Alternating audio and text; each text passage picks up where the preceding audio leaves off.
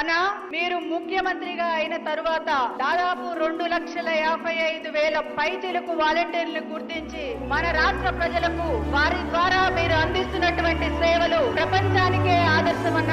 చంద్రబాబు నాయుడు గారు చెప్పారు, బాబొస్తే జాబ్ వస్తుంది, ఇంటికి ఒక ఉద్యోగం ఇస్తాను, నిరుద్యోగ భృతి ఇస్తాను అని చెప్పి మాట తప్పిన పరిస్థితులు మనందరికీ తెలుసన్న.